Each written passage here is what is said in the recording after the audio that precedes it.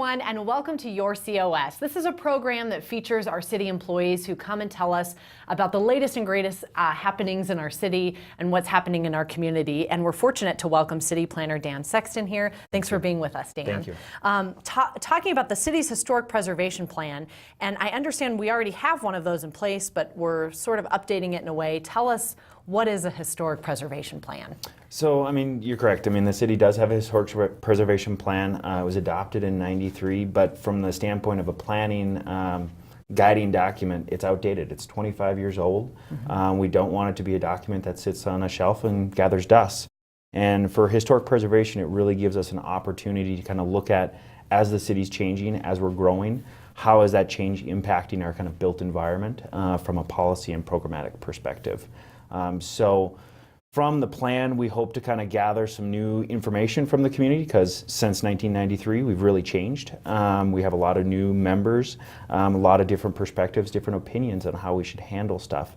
And through this plan, and it'll establish, as I said, kind of programmatic and policy guidance for the city to kind of pursue different initiatives to kind of protect historically significant resources, as well as will open up the door for residents who are seeking state and federal tax credits to redevelop their properties.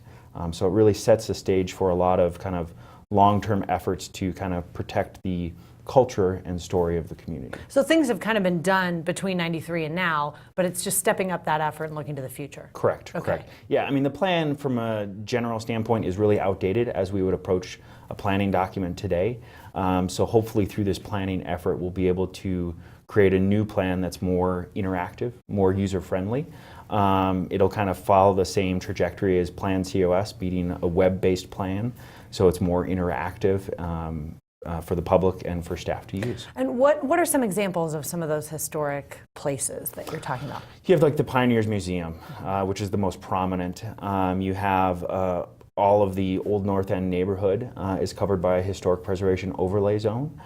So those homes that were built in the 1800s are being protected, and on a daily basis, whether it's homeowner now or a new homeowner 5 years from now, they want to change something, we take a look at that. Okay. And make sure that it's protecting that kind of, that sense of place for Right. that neighborhood.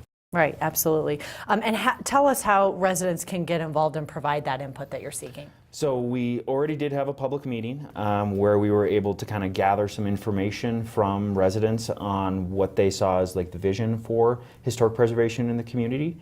I guess residents could get more involved by looking at the city's website. We have a HistoricCOS page on the city's homepage where we've got some information about the planning process. We've got a community survey that's up there live right now for people to interact and give us feedback on how they think historic preservation impacts them. And how long will the whole process be? It's an 11-month planning effort, so it's pretty quick. Okay. We will have draft chapters or language, I should say, for the plan in early summer that we'll be disseminating through another public meeting to residents to kind of engage them in the process again. But yeah, we're looking at presenting the plan to City Council in fall. And some folks may have heard of our comprehensive plan called Plan COS. How does this all fit in with that? So it actually worked out really well in timing-wise.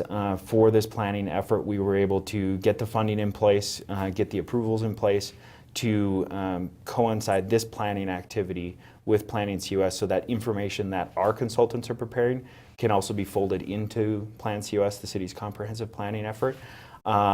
But it will be a standalone document and will be likely adopted as a supplemental chapter to the city's comprehensive plan. Okay, that makes sense, and really important to look in our past before we head into the future. Definitely. Definitely. Okay, well, thanks, and we encourage you folks to take a look at that website if you are interested in finding out more about the Historic Preservation Plan. And we thank you so much for watching Your COS.